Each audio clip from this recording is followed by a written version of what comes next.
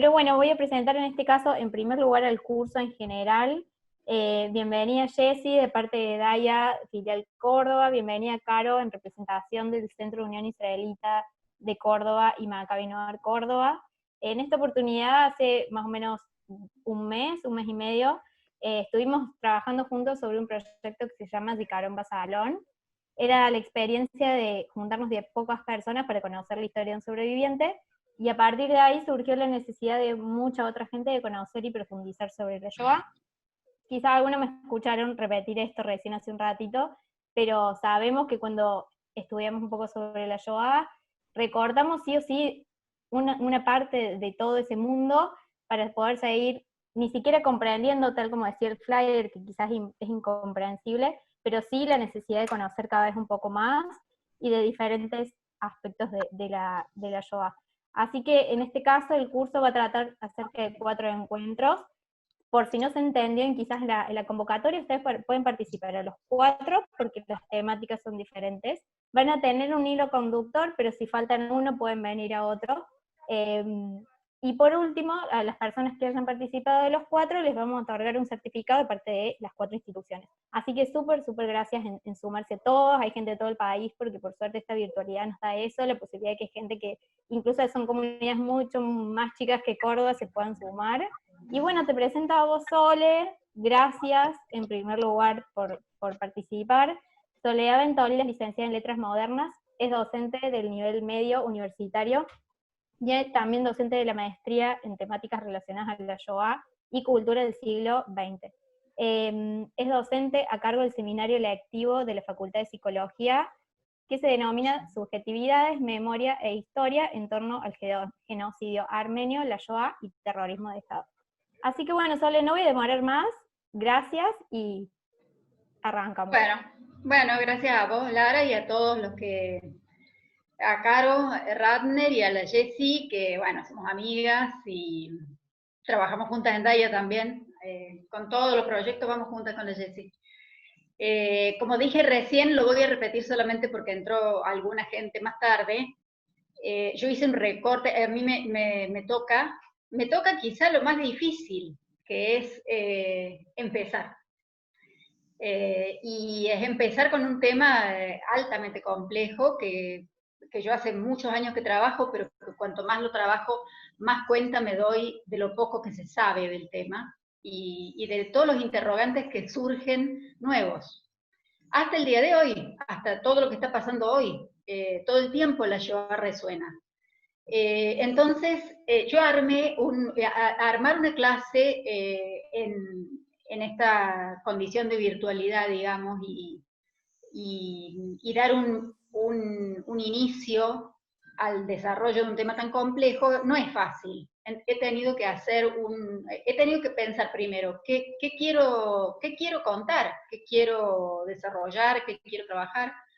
Entonces me encontré con una inquietud que yo hace un par de años tengo. Yo hace más de 10 años que trabajo, más de 10 años que trabajo con el tema de la Shoah, pero el interés a veces se va corriendo de foco. A veces durante un tiempo uno se ocupa de algunos temas de la Shoah y después va cambiando de temas y va poniendo el foco en otros. Y desde hace un par de años a mí me resultaba cada vez más inquietante la situación previa que dio lugar a que después la Shoah pudiera ser posible. Y esa situación previa yo la ubico a finales del siglo XIX, en una Europa de avanzada, digamos, de avanzada desde todo punto de vista. Sobre todo me refiero a lo cultural, a lo intelectual, a lo artístico, una civilización moderna, ejemplar, llena de intelectuales y de filósofos que marcaron todo el pensamiento del siglo XX.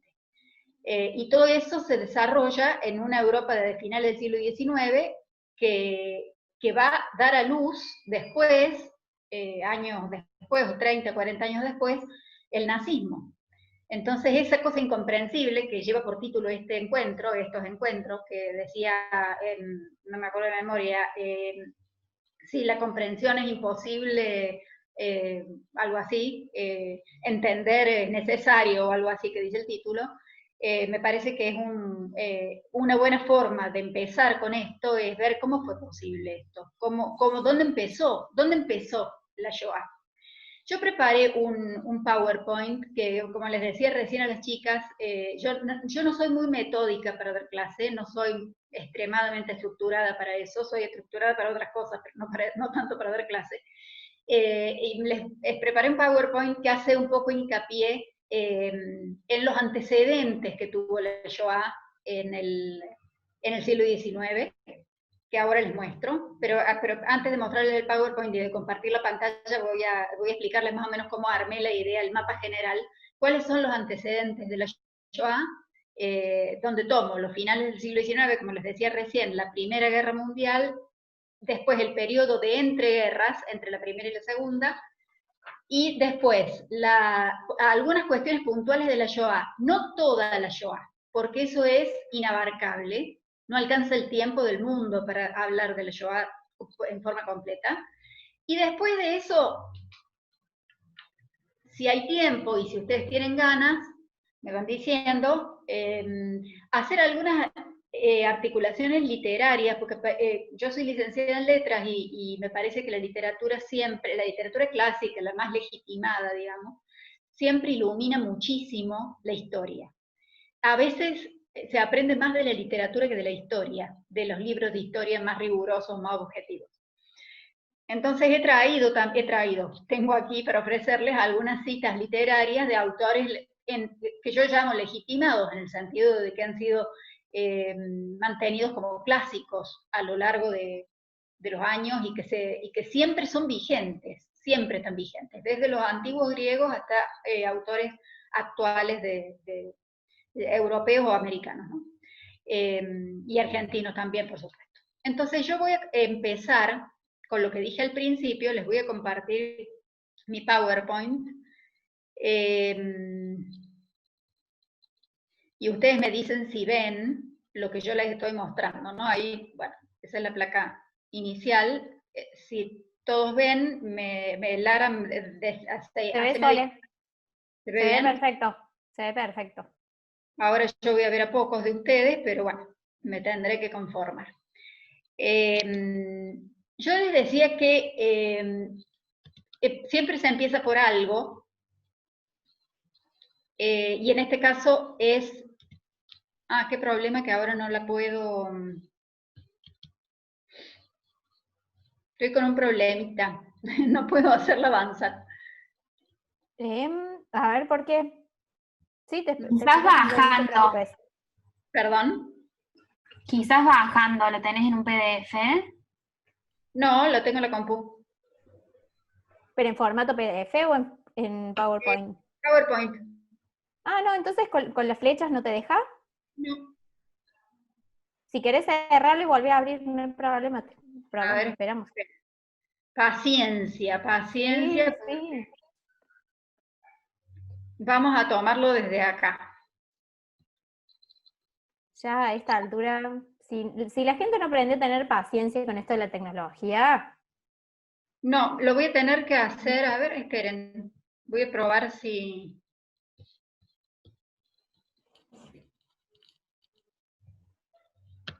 Ahí está. ¿Ahí sí lo ven? Sí, ahí genial paso. No sé qué pasó, no importa.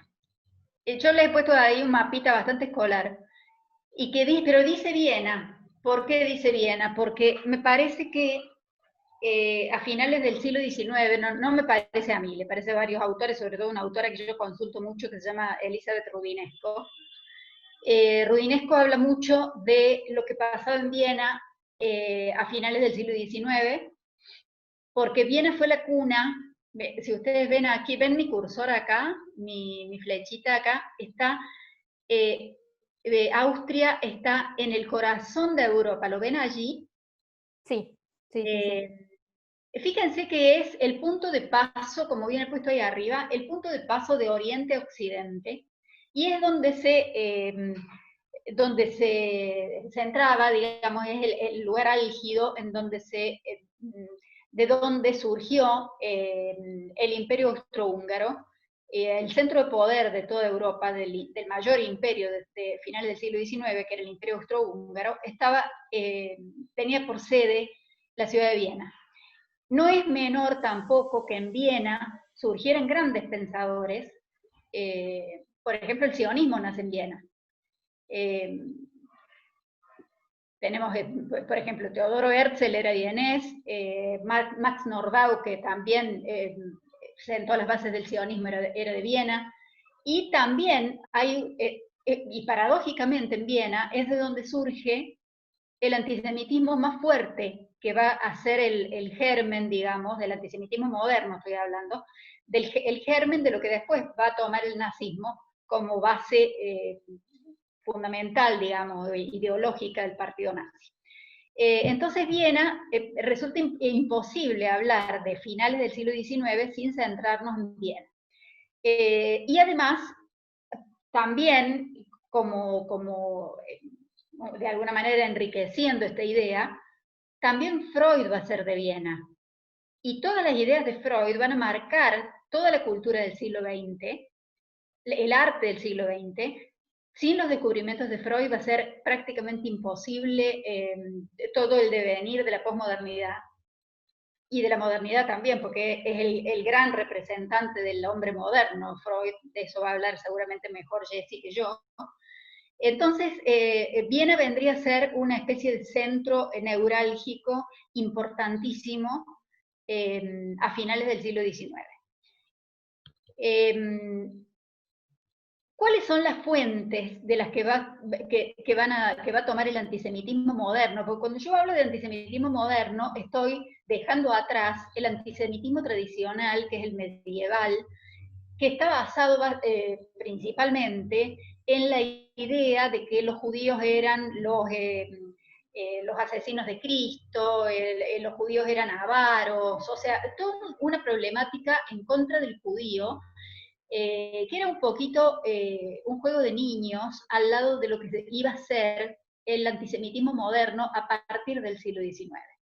Y las bases, o las fuentes, como bien dice acá la placa, las fuentes de ese antisemitismo moderno, simplemente, yo he hecho un resumen súper grosero, porque hay un montón de textos que fomentan este tipo de antisemitismo, pero yo tomo solo algunos. El texto de Drummond, que es La Francia judía, que fue escrito en 1886, que era, ahí dice, un periodista católico monárquico, y que tiene un periódico, que es la Libre Parole, en donde publica en forma permanente y machacaba todo el tiempo en contra de los judíos. Y después, por supuesto, el texto apócrifo significa de dudosa autoría, de 1905, que son los protocolos de los sabios de Sion, que, bueno, muchos de ustedes habrán escuchado mencionar este texto espantoso, digamos, en donde hay toda una conspiración internacional de los judíos para quedarse con el mundo. Bueno, allí lo explico, supuestamente ese texto demuestra la existencia de una supuesta conspiración orquestada por un grupo de sabios judíos para acabar con el cristianismo. Un texto extremadamente, ¿cómo decirlo?, como de mal gusto, mal escrito, que nadie medianamente serio y preparado podía tomar seriamente o con cierto respeto, para nada. Era una publicación que ahora yo les muestro la etapa de la primera edición. Era un texto bastante poco fiable. Y sin embargo, tuvo una difusión impresionante en la época en la que fue difundido y publicado. Allí abajo puse también Mein Kampf, que es la autobiografía de Hitler, y el texto que escribió durante el periodo que él estuvo preso. Pero como verán, la fecha, 1925, es un poquito posterior a los textos anteriores que he puesto. Me quiero quedar un momentito en el final del siglo XIX. Ustedes van a ver aquí la tapa de los protocolos de los sabios de Sion, que es una tapa, fíjense la gráfica, ¿no? La estrella de David, la calavera, una publicación que si uno está acostumbrado a comprar libros o a estudiar, tiene que tener cierta práctica, cierta cintura en darse cuenta qué publicación es seria y qué publicación no lo es. Yo no confiaría en una publicación con esta gráfica, ¿no?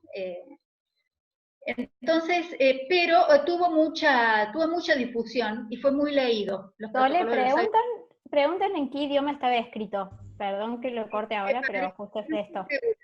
No estoy segura, pero me parece... está bien que vayas revisando el chat porque yo no lo estoy mirando. Dale, Creo yo que lo estaba voy en mirando ruso. por vos, si querés. Bueno, me parece, no estoy muy segura, pero me parece que en ruso.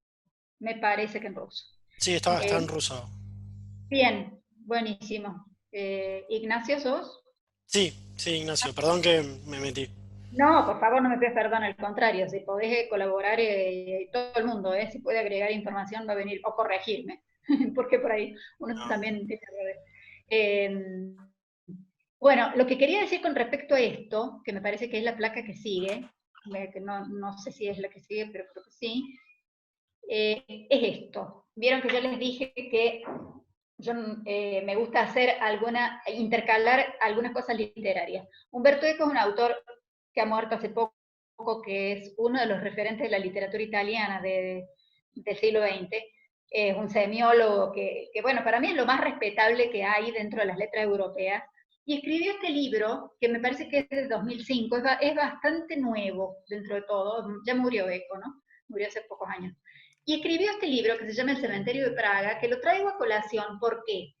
Porque en este libro, si alguien lo ha leído, me encantaría que me lo diga, que es dificilísimo de leer, un libro complicadísimo, como todo lo de Eco. En este libro, Eco cuenta desde la ficción, pero por supuesto muy bien documentado, cuenta la historia del supuesto escritor al cual le encargaron escribir los protocolos de los sabios de Sion.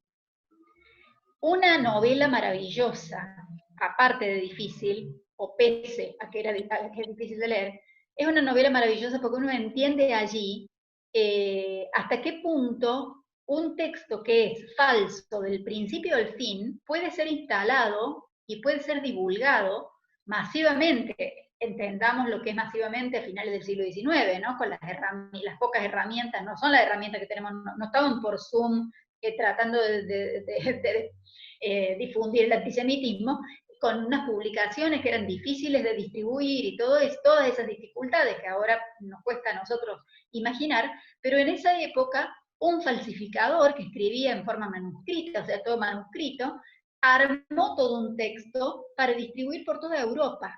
Es una cosa que parece un poco increíble, pero que es así. En esta novela, Humberto Eco recrea esa situación.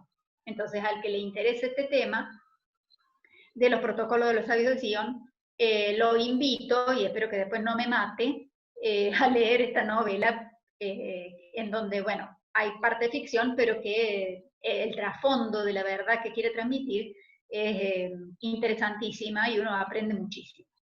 Y hay otra cosa, voy a volver aquí, hay otra cosa en esta época que estoy hablando, al final del siglo XIX, que me parece importante también para entender el antisemitismo de la época, que es el caso Dreyfus. El caso Dreyfus también lo conocerán perfectamente, no sé si perfectamente, pero conocerán la historia del capitán Dreyfus, un capitán francés judío él, que fue acusado de traición a la patria injustamente, y después de un proceso extremadamente largo y angustiante para el mismo Dreyfus y para los que lo defendieron, se terminó descubriendo que era inocente de esa supuesta traición y que el culpable era otro. Pero tuvo que pasar un tiempo largo hasta tanto se lo redimió y se lo disculpó, digamos, se le quitó las culpas a Dreyfus. Y este hecho, este episodio escandaloso del caso Dreyfus, puede haber sido, y acá voy a hacer otro paréntesis literario porque me parece importante, puede haber sido, está casi probado, que ha sido el motor o el motivo por el cual Franz Kafka escribe El proceso.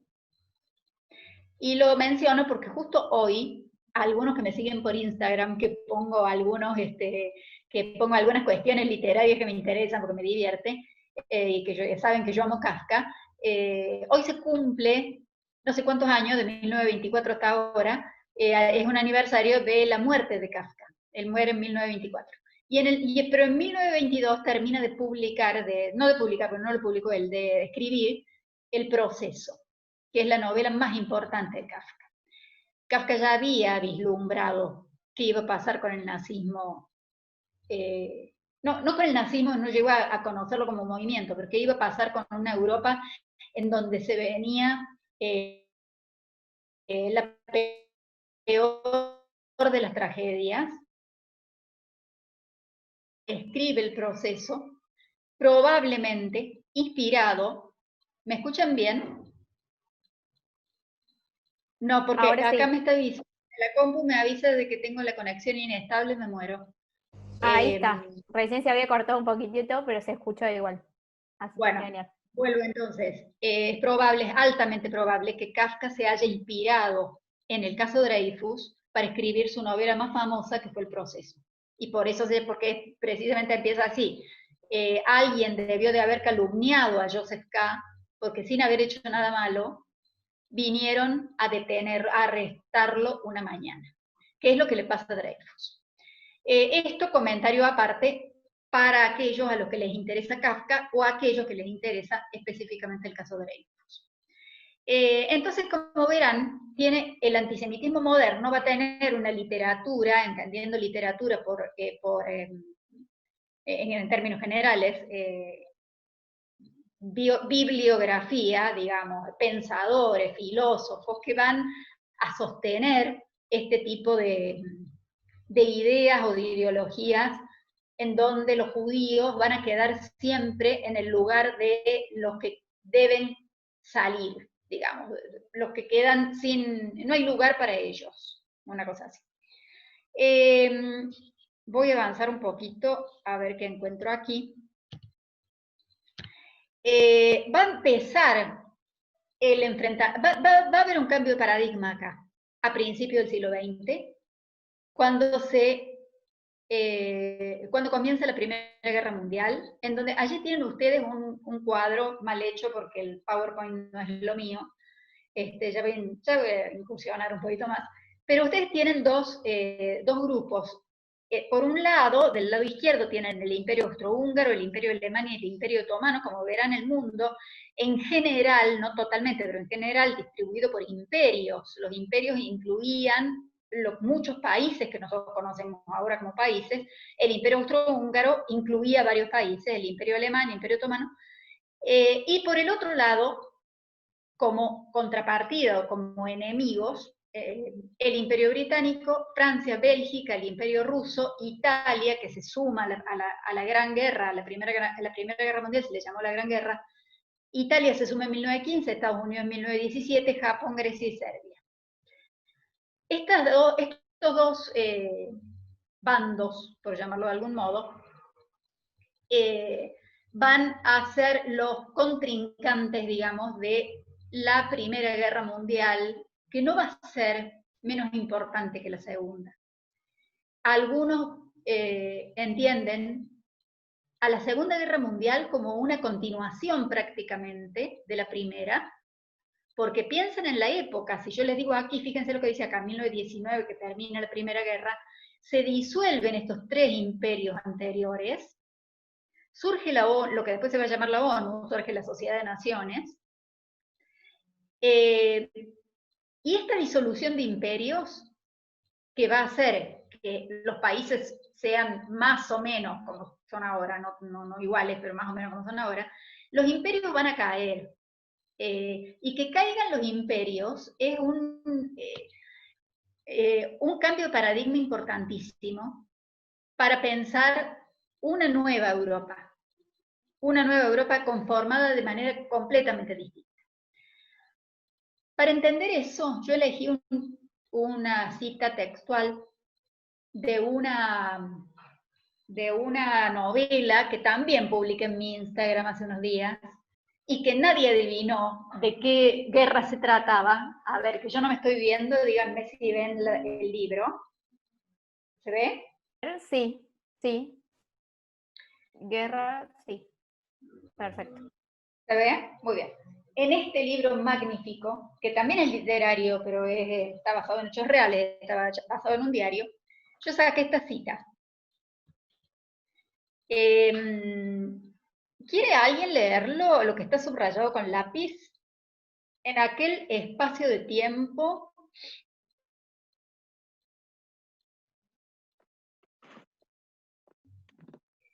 Si alguien se anima a leerlo, dale. Dale. Pero en Dice, aquel espacio de tiempo el mundo vivió dos guerras, masacres humanas de dimensiones catastróficas, el siglo de mayor crueldad de la historia, el nacimiento y el declive del arte moderno, la expansión internacional de la industria del motor, la Guerra Fría, la aparición y el derrumbamiento de las grandes ideologías, el descubrimiento de la baquelita, la popularización del teléfono y el saxofón, la industrialización, el cine, el plástico, el jazz, la aviación civil, el viaje a la luna, la extinción de innumerables especies animales, la primera gran catástrofe ecológica, el descubrimiento de la penicilina y los antibióticos, mayo del 68, el primer informe del Club de Roma, la música pop, la comercialización de la píldora, la emancipación de la mujer, la aparición de la televisión, los primeros ordenadores. ¿Sigo? Sí, no, anda una vida que abarca casi un siglo. Está hablando de la vida del abuelo, el autor, ¿no? Que vivió las dos guerras. Una vida que abarca casi un siglo y que empezó en otro planeta. Un planeta de pequeños pueblos, caminos rurales, carrozas de caballos, lámparas de gas, jofainas, estampitas con oraciones y viejos aparadores. Una época en que las mujeres eran ancianas a los 40 años y los curas, todavía con mucho poder, olían a puro y a ropa interior mohosa. Un tiempo en que las jovencitas rebeldes pagaban sus atrevimientos con una temporada de encierro en un convento. Un tiempo de seminarios superiores y decretos obispales e imperiales que empezó su larga agonía cuando Gabrilio Princip, un serbio escuálido y desalineado, hizo saltar por los aires el sugerente espejismo de la vieja Europa con un disparo ni siquiera bien dirigido, desencadenando una catástrofe que marcaría para siempre la historia y la vida de mi abuelo, un hombre corriente de escasa estatura y ojos azules. Muy bien. Eso que has leído, Diani, lo último que dice Gabrielo Princip, que fue el que desencadenó con ese disparo la Primera Guerra Mundial. Todos esos cambios, es decir, lo que dice al principio, en la primera cita, estoy señalando con el dedo como si ustedes me estuvieran viendo, perdón. Todo esto que aparece acá, que es lo que surge después de la Segunda Guerra Mundial, porque llega hasta mayo del 68, fíjense. Y lo que sigue, que es lo anterior, porque todo esto, una vida que abarca casi un planeta de pequeños pueblos, los pequeños pueblos, los caminos rurales, era lo que había antes de la Primera Guerra Mundial. Y después de la Segunda Guerra Mundial, terminamos acá, en el cine, el plástico, la industria, el viaje a la luna, la catástrofe ecológica, que me parece que no sé muy bien a qué se refiere con la primera catástrofe ecológica, si no es que se refiere a, me animo a decir a Chernobyl, pero no sé si es así, si hay alguien que lo sepa me puede corregir, la penicilina, los antibióticos, o sea, fíjense cómo cambia el mundo en solamente desde 1914, que empieza la Primera Guerra Mundial, a 1945, que termina la Segunda Guerra Mundial. Estamos hablando de un periodo de tiempo extremadamente corto. Nosotros, hoy, yo tengo 54 años, podría tranquilamente haber nacido en 1914 y estar perfectamente viva en 1945. No sé si entienden el concepto al que quiero apuntar cuando estoy diciendo que la Segunda Guerra Mundial no puede ser estudiada, no puede ser entendida, punto. Pero también no puede ser entendida si uno la desprende y la separa de la Primera Guerra Mundial. Entonces, por eso me pareció tan importante esta cita, porque los cambios que va a haber entre la Primera de la Guerra Mundial y la Segunda Guerra Mundial van a ser de paradigma, absolutamente trascendentales, absolutamente trascendentales. Sole, ¿te puedo cortar un segundito para unas preguntas? 2 o 3 preguntitas cortitas. Rocío, no sé si le quiere decir, pero si no la leo yo rápido. Pregunta, ¿se podría decir? Si hay varias preguntas, dejo de compartir porque necesito verles las caras. ¿Puedo? Dale. Sí, obvio. No sé si Rocío tendrá micrófono para, si quiere decir la pregunta, no hay ningún problema. ¿Dónde está? Si no... Ah, está, Rocío, ¿querés decirlo vos o preguntarlo vos? Dale, lo que quería preguntar era si No escucho absolutamente nada, Rocío. ahora, Se escucha muy bajito. quería preguntar Ahora sí. si el genocidio armenio lo considerás como una causa, un antecedente de la Shoah. Sí, claro.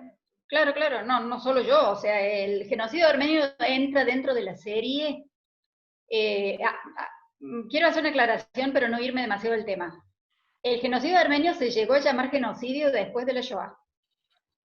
Antes se llamaba nada, no tenía nombre. Sigue sin tener mucho nombre. Si les preguntas a un turco, digamos, a Turquía, no reconoce el genocidio armenio, al día de hoy, como genocidio, ¿no? Pero sí, claro, el genocidio armenio fue considerado hasta por el mismo Hitler, que dijo, podemos hacer con los judíos lo que querramos, porque total, ¿quién se acuerda lo que le hicieron a los armenios? Con lo cual, por supuesto, sí. No sé muy bien a qué apunta la pregunta. Sí, lo considero en qué Quería sentido. saber. Como un genocidio, sí, desde ya está reconocido como genocidio. Sí. No por eso digo, no por todos los países.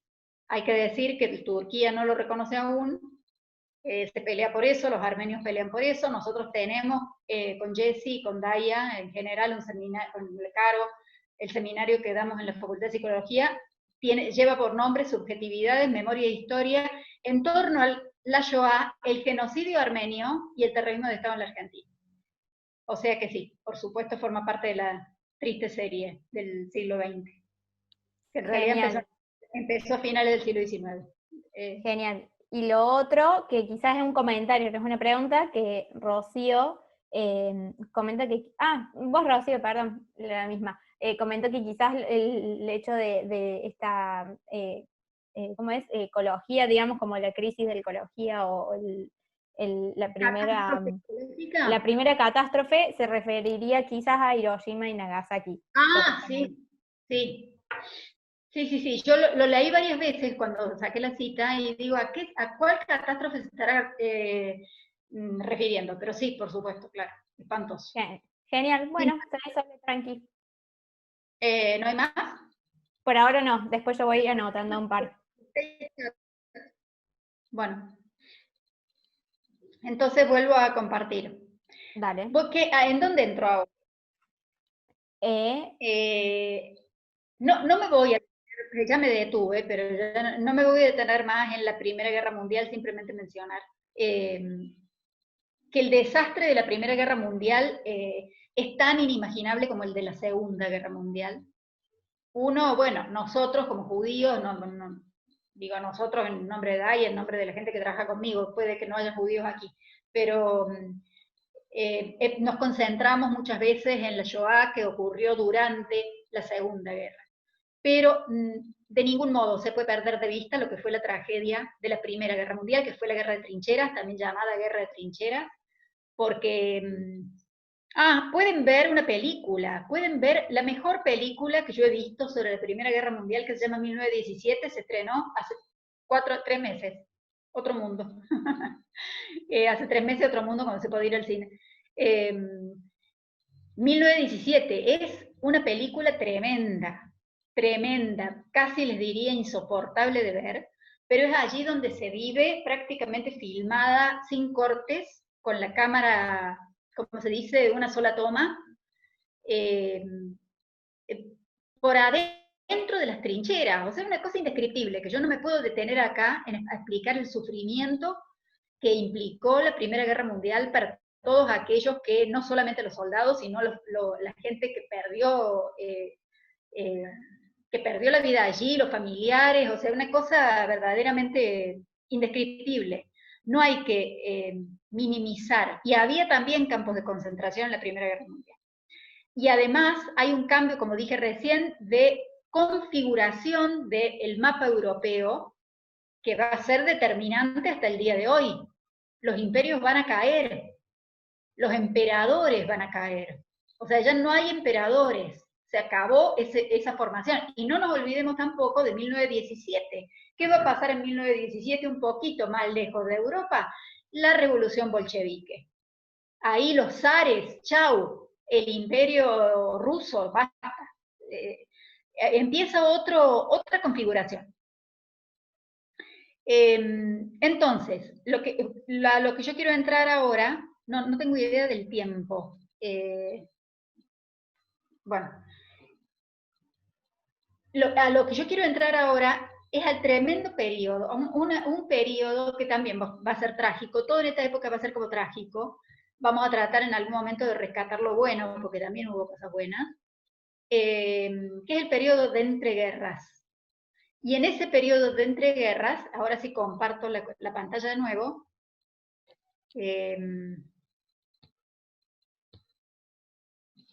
¿ven ahí? Ahí sí, perfecto. Déjenme ver si puedo avanzar. Bueno, ven que no puedo avanzar. ¡Qué mal! Qué raro, porque quizás... No, tengo que entrar desde acá. Esperen. Esperen. Sí, no hay problema. Yo de paso anotando. Tengo que entrar desde ahí, porque si no... Genial.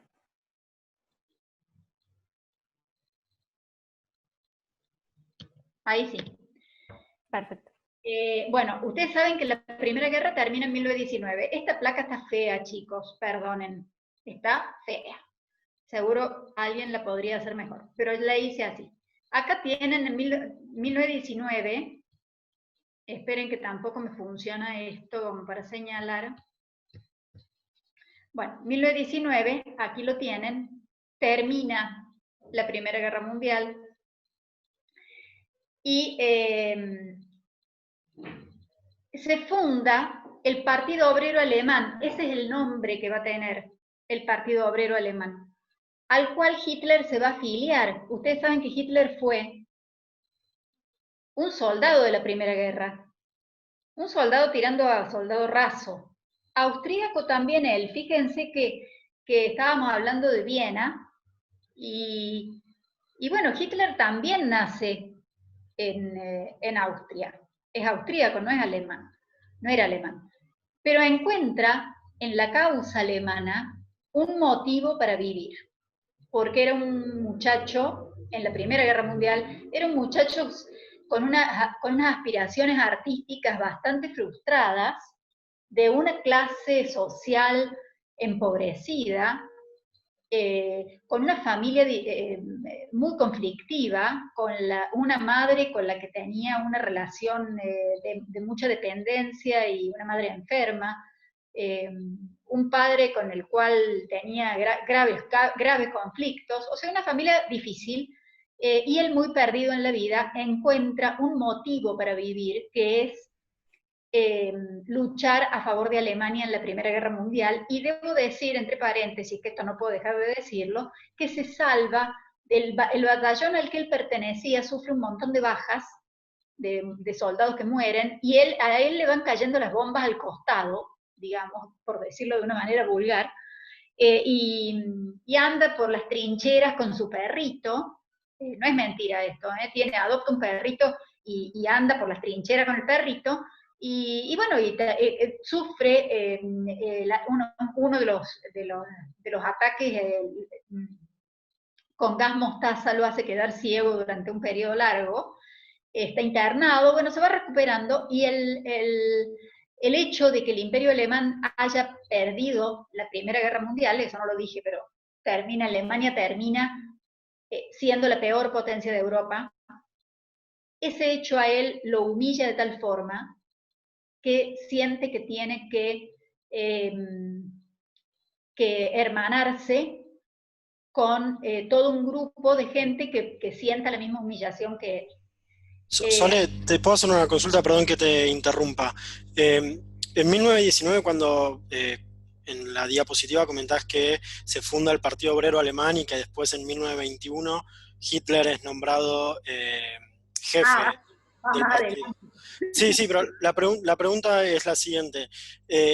Cuando se funda el partido, ¿se funda como Partido Obrero Alemán y después el nombre cambia a Partido Obrero Nacional Socialista Alemán? ¿O siempre se fundó bajo el nombre Partido Obrero Nacional Socialista Alemán?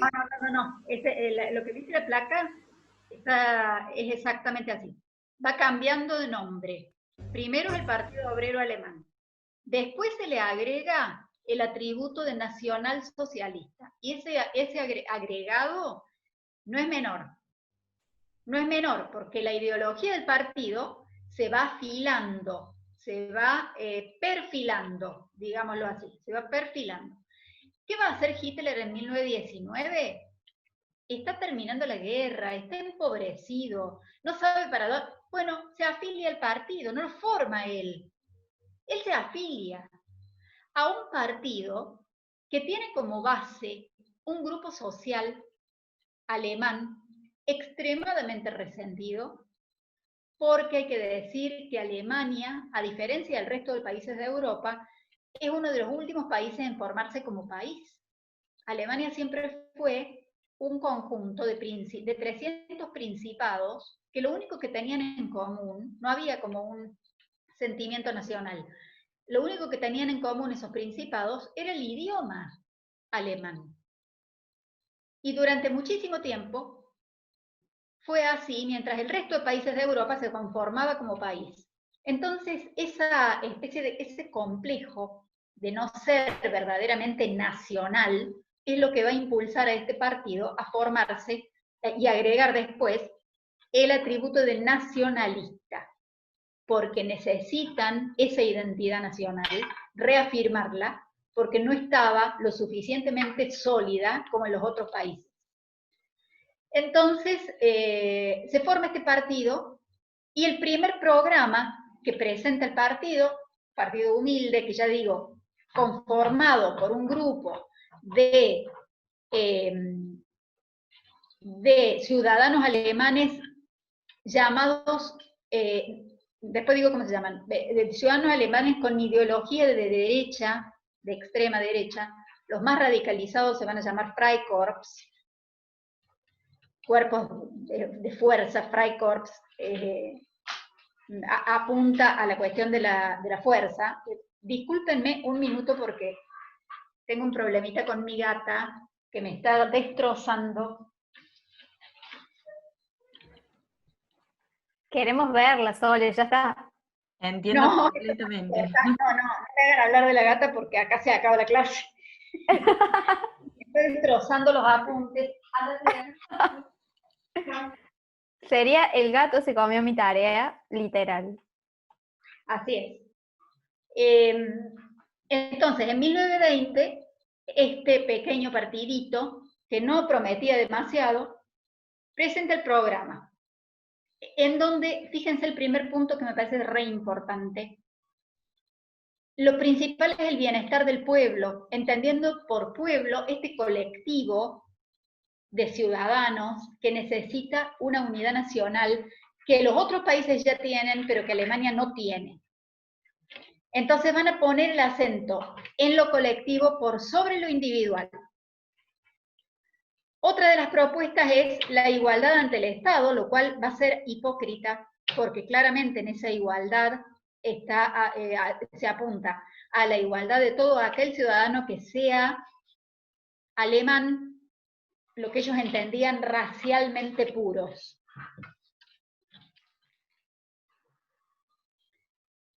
Por fuera de eso van a quedar los judíos.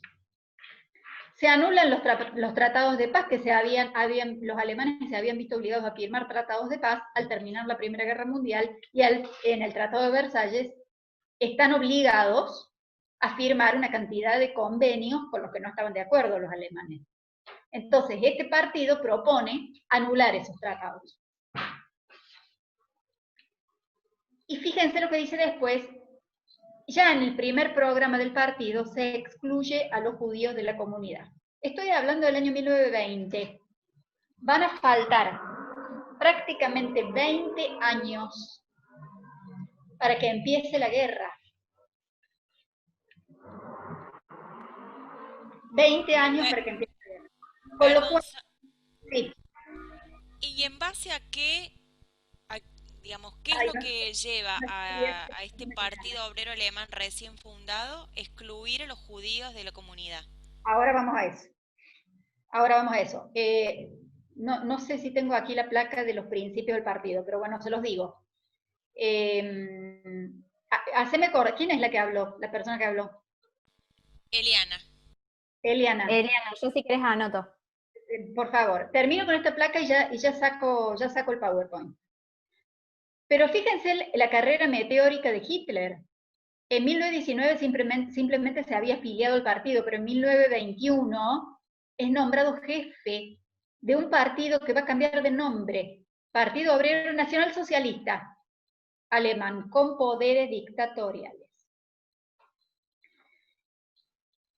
Nacional, por lo que les expliqué recién de la necesidad de consolidar una identidad nacional basada en la tierra, en lo alemán, en lo netamente alemán, en lo racialmente alemán o ario, y socialista porque va a tener propuestas para las clases más bajas, para los obreros. Los obreros van a encontrar, por eso se llama el principio Partido Obrero Alemán, los obreros van a encontrar en el discurso de Hitler muchísimas promesas que él va a cumplir. No es que no las va a cumplir, no es que no cumple todo, pero algunas cosas que le promete a los obreros, entre ellas trabajo, las va a cumplir. Entonces, ese cambio de nombre tiene un sentido. Lo que es importante acá destacar en la denominación, el atributo nacional socialista, es que lo nacional acá, que es en alemán los Volk, que es lo popular y nacional, tiene un alto componente racista. Así es entendido los Volk, que escrito con B corta, ¿no? O Völkisch, también en alemán se le dice Völkisch. Es ese sentimiento nacionalista que deja afuera todo aquello que no sea auténticamente nacional o racialmente nacional. Es muy importante la noción de raza, que, bueno, si tengo tiempo después la desarrollamos, seguimos, yo sigo lo que haya que seguir, pero la noción de raza está muy instalada en la época. No es como si ahora alguien viene a decir raza, todo el mundo se va a dar vuelta para decir qué está diciendo esta persona. La palabra raza ha quedado completamente fuera del vocabulario cotidiano en nuestros días, gracias a Dios. Salvo para hablar de racismo, por ejemplo, lo que pasó ahora en Estados Unidos. Sí se puede hablar en ese caso de racismo, pero ha quedado el concepto racista, pero no la noción de raza. La noción de raza después de la Segunda Guerra Mundial, de la Shoah, queda desterrada para entender que hay una sola raza, que es la humana, y que se divide en etnias, que no son superiores ni inferiores entre sí, son diferentes, dependiendo de los lugares de procedencia, donde nacieron, color de la piel, etc. Pero no hay jerarquías. Pero en el nombre del Partido Obrero Nacional Socialista Alemán lleva implícito la noción, la concepción racial de lo nacional. Lo tremendo de esta placa, que es lo que está puesto abajo, ¿cuáles son las organizaciones que apoyan este partido? No es que son unos loquitos que no lo sigue nadie, pues lo siguen todo el espectro de clases sociales, porque todas ellas se ven representadas no solo en el partido, sino en este orador de excelencia que era Hitler, que seducía a millones de personas en simultáneo con sus discursos, seducía a las mujeres al punto tal que las mujeres morían por estar con él. No voy a hacer referencia aspecto físico, pero sí que ya era un hombre mayor, no era un anciano, pero era un hombre mayor cuando empieza la Segunda Guerra Mundial, era un hombre grande. Imagínense que ya luchó en la Primera Guerra, o sea, en la Segunda ya era un hombre grande, pero las mujeres morían por su capacidad oratoria superior a la del resto. Seducía multitudes. ¿Y qué organizaciones se afilian a este partido? Agrupaciones obreras, ahí tenemos los trabajadores, las clases más bajas, más vulnerables, digamos, pero también las asociaciones profesionales de médicos, de profesores, de juristas, de funcionarios. Prácticamente todo el espectro de las clases sociales está representada en este partido nuevo, que prácticamente no va a tener oposición fuerte. Va a tener una oposición democrática, que es la República de Weimar, que es porque desde 1919 hasta que 1933, que Hitler asume como canciller. ¿En qué periodo de político estamos? Hay una república, hay una democracia, que se la llamó la democracia de Weimar, que es una ciudad, ahora explico por qué se llamó así, pero una democracia absolutamente manejable, débil, que ante este tanque de guerra que es el partido nazi, termina aplastado completamente, también por otras causas, ¿no? que ya explicaré en breve, si es que me da el tiempo. Salgo un minuto de la pantalla compartida y voy a escuchar la persona que quiere, ¿cómo era? Eli. Sí, quería saber, digamos, qué es lo que hace tan rápido, determinada la Primera Guerra Mundial, que este partido excluya de esta forma a los judíos de toda la vida. Bueno, el éxito del partido nazi tiene hay un montón de factores. Este tipo de cosas nunca son por una causa, son multicausal. En principio, el antisemitismo moderno que se consolida a principios del siglo XX, que ya expliqué que había empezado en el siglo XIX, trae una larga tradición del antisemitismo tradicional desde la antigüedad. Iba a decir desde la Edad Media, pero en realidad es desde la antigüedad.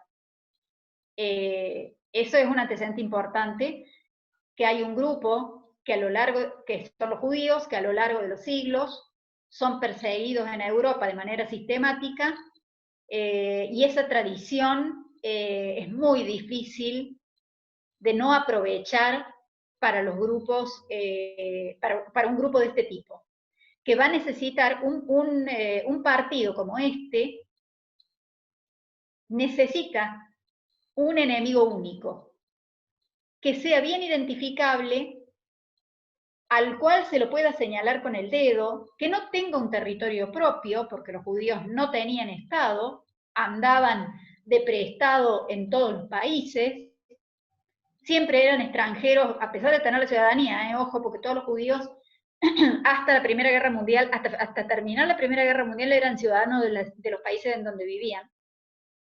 La ciudadanía la van a perder con Hitler, pero hasta ese momento la tenían, se las había dado Napoleón.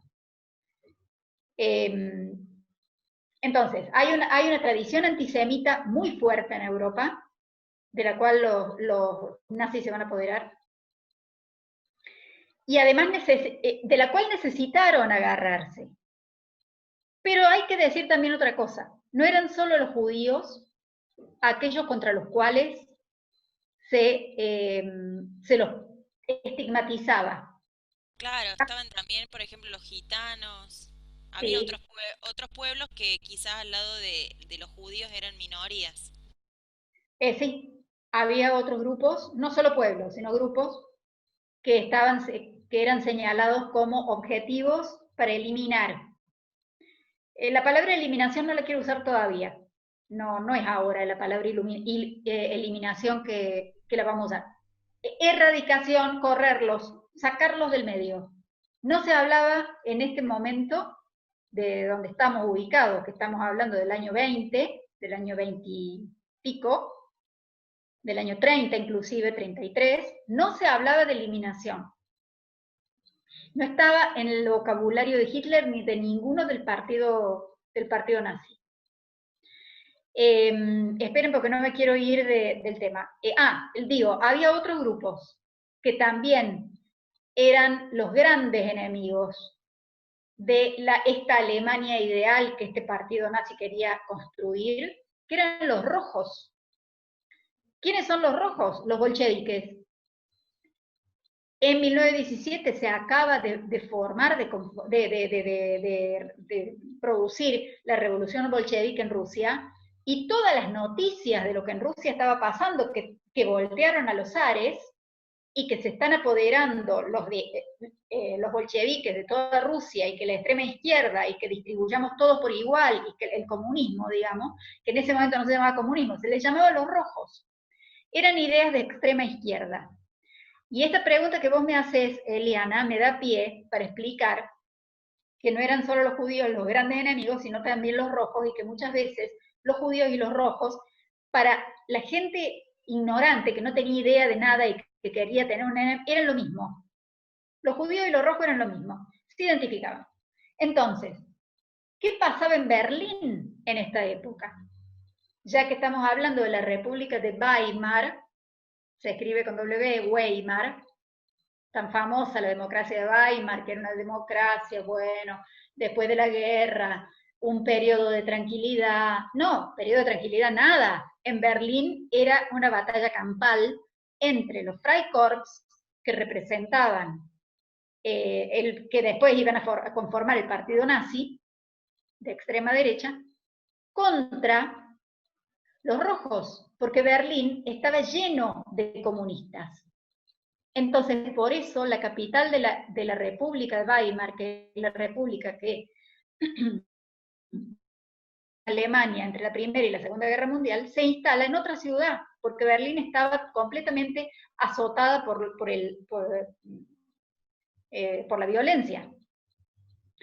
Aprovecho para recomendar, porque siempre es bueno ver películas y series, para enterarse de estas cosas de una forma más divertida que escucharme a mí, una serie que no está en Netflix, pero que cuenta con un nivel de detalle impresionante este periodo, que se llama Babylon Berlin, en donde se muestra muy bien el enfrentamiento de estos dos grupos, tanto de extrema izquierda como de extrema derecha, en el corazón de Berlín. Y cómo va a surgir el partido nazi ahí. Babylon Berlin. Sole, ¿querés que te leo 2 preguntas, o si las quieren decir los chicos que hay, o seguimos y después... No, sí, dale. Dale. No sé si quiere otra Lara, si querés decirlo vos, no sé por dónde anda, si quiere prender su micrófono, si no yo lo leo. Pregunta, bueno, lo leo yo. ¿Hitler ocultaba su nacionalidad, o cómo es que nunca se discute el que él no fuera realmente ario? El origen de Hitler, primero, ser austríaco, él era austríaco. Ser austríaco en este momento que estamos estudiando, que estamos viendo, era más o menos lo mismo que ser alemán, porque lo primero que hace el nazismo cuando toma el poder en el año 38 es anexar. Anschluss se llamó, anexar toda Austria, sin decir agua va, sin guerra, sin nada, un llamado telefónico, allá vamos, y Austria se acopló a Alemania en media hora. Entonces, el hecho de que él sea austríaco, digamos, no manchaba su reputación ni su currículum. No así sus antecedentes paternos. Hay estudios que entienden que el abuelo paterno de Hitler era judío, razón por la cual él no quiso nunca firmar, para entrar a las SS había que pasar una serie de pruebas y de investigaciones de antecedentes para ver si era ario puro o no el interesado, y él nunca quiso que le investigaran sus antepasados, porque se supone que la abuela de Hitler, la abuela paterna de Hitler, que había sido, como se decía en ese momento, madre natural, se le dice cuando de padre dudoso, aparentemente el abuelo de Hitler había sido un judío de una zona de Austria, no de Viena, sino de un pueblo cercano. Entonces Hitler sabía eso e intentó siempre, hasta el día de su muerte, que ese pasado que para él era vergonzoso, era imagínense, para la ideología de él, tener antecedentes judíos era una mancha que prefería que no se supiera, que no se tenerlo oculta. Genial. ¿Hay otra pregunta o sigo? Hay una más de Aaron. No sé si Aaron querés preguntar vos. Bueno. Más fuerte, Aaron. A ver, ¿ahora me escuchás mejor? Sí, le escucho medio lejos, pero ponele. Bien, o sea, el concepto nacionalista que tenía Hitler iba más allá del ser alemán o ser blanco. Por eso a los judíos lo consideraban como judíos y no alemanes. Por más que el judío haya nacido en Alemania, a eso me refiero. Sí, ¿es una pregunta o es una afirmación lo que estás diciendo, Aaron? Más que, o sea, en sí tenía una duda, pero después usted explicó y más o menos lo entendí. Ay, no me digas usted porque acá termino. Sí, había, es justo el puntito que me había acá anotado como para trabajar un poquito esto. Chicos, yo puedo estar hasta las 11 de la noche, les digo. Si se aburran, se van todos y me quedo hablando sola.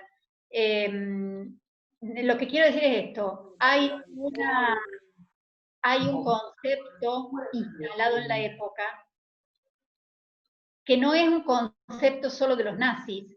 Hay un concepto generalizado de la cuestión racial que está sacada de una lectura errónea de Darwin y de otras fuentes francesas, por ejemplo, el conde de Gobineau, un parisino de la alta sociedad que escribió un libro que se llamaba Ensayo sobre la desigualdad de las razas humanas. Unos libros espantosos que nosotros los leemos hoy y decimos, esta gente está loca, las diferencias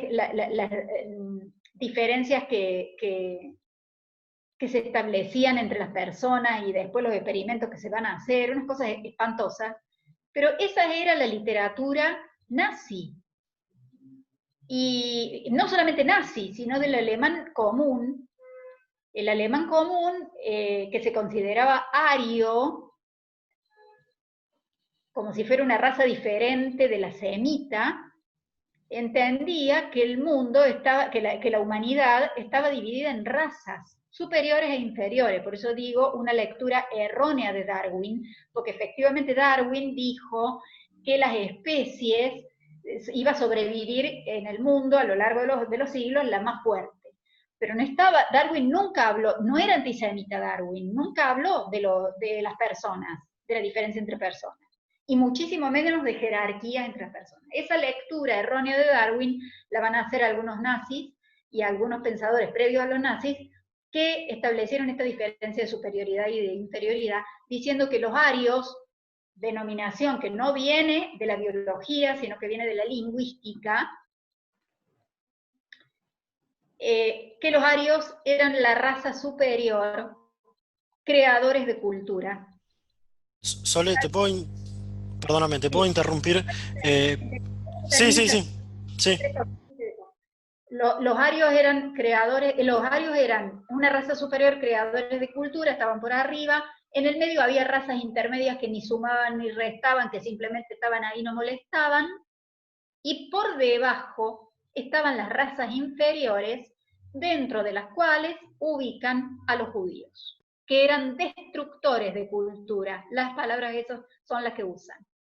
Esa jerarquía valía muchísimo más que la nacionalidad, que con los años, una vez que ya empieza la segunda, va a quedar, la cuestión nacional va a quedar de la nacionalidad, de lo que dice el documento, yo soy francés, yo soy alemán, ya eso a los nazis no les va a importar nada, porque los derechos constitucionales de las personas van a perder valor. Después vamos a ir al estado de excepción, que es a lo que quiero llegar, si es que puedo. Sí, Ignacio. Sí, yo estaba muteado, perdóname.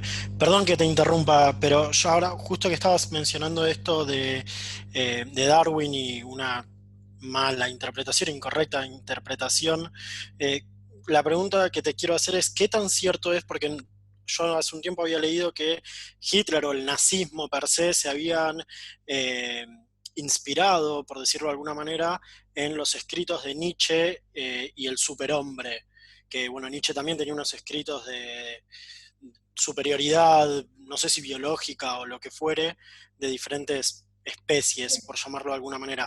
¿Qué tan cierto es eso? Hitler se jactaba de tener una biblioteca muy prolífica y muy grande. Efectivamente la tenía. ¿Me escuchan bien? Sí, sí, se escucha, Sole. A ver, ahí se cortó, creo. Sí, ahí se cortó. A ver, por ahora no te escuchamos. A ver, intento Ahí, de nuevo. Voy de sí, nuevo. ahí ya está. Hitler se jactaba de tener una biblioteca muy grande y de ser un hombre culto. Ay, no me escuchan. No, sí, sí, sí. Te escuchamos un poco cortada, pero te escuchamos.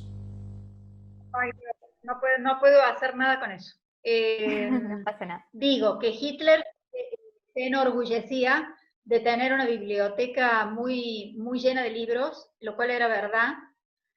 Tenía libros de Nietzsche, de Fichte, que es otro filósofo del siglo XIX, que los haya leído bien es otra cosa.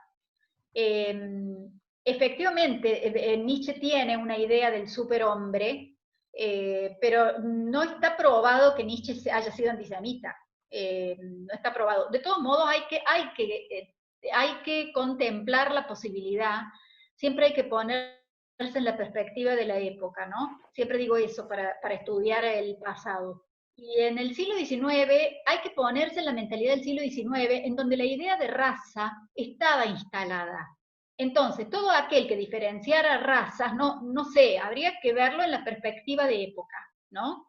Yo no he leído tanto a Nietzsche como para responderte eso, pero sí puedo decirte que la lectura que Hitler hizo de todos estos filósofos, que fueron grandes filósofos de europeos, ha sido una lectura sesgada, orientada a lo que él quería, que era sacarse a los judíos de encima. Entonces, con ese objetivo, vos podés le podés hacer decir a Darwin lo que Darwin no dijo.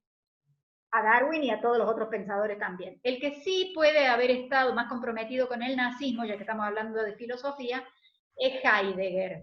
Heidegger fue rector de la Universidad de Freiburg y estaba afiliado al partido nazi. En algún momento dijo, hasta acá llegué, pero bueno, estuvo un tiempo afiliado. Sole, ¿querés que vayamos, si querés vos ahí vayamos cerrando por las dudas que la gente se tiene que ir? Y si llegan a quedar otras preguntas, lo que vamos a hacer es déjenlas en el feedback, después anotas cuando lo completen y después podemos retomar para que esos temas se hablen en el próximo. Voy a ver, decime cuánto me queda, porque es como que... ¿Quieren que hagamos los últimos 10 minutitos? Porque ya se nos fuimos de tiempo. Pero bueno, si no podemos seleccionar algunas cosas. Bueno, yo les cuento cómo... creo que dije todo lo que tenía que decir en relación al periodo de entreguerras. Me está quedando la vida para hablar, pero bueno, a ver con qué sigo, porque tengo varias cosas, pero bueno, selecciono. Perdón si después quedan algunas preguntas, si alguien tiene, las hace directo en el feedback y después las las vemos para la próxima. Me olvidé de algo, no me olvidé, digo, es lo que sigo, esto ya está. Lo que quiero decir que es fundamental, que yo no quiero, o como se habrán dado cuenta, todavía no hablé de la Shoah, no hablé todavía de la Shoah.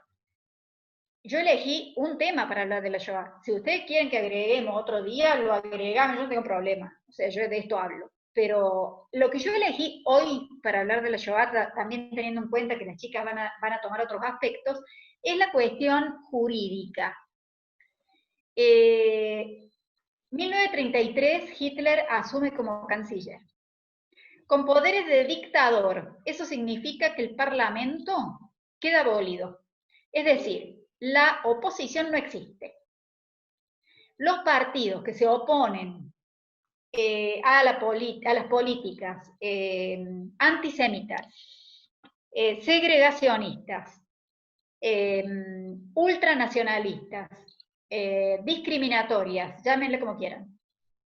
Los partidos que se oponen a eso son neutralizados por la violencia a través de una policía, una fuerza parapolicial, digámoslo así, entre comillas, que se crea, que son las SA. Esas fuerzas, las SA, van a durar poco, porque Hitler no tolera nadie que dentro de su partido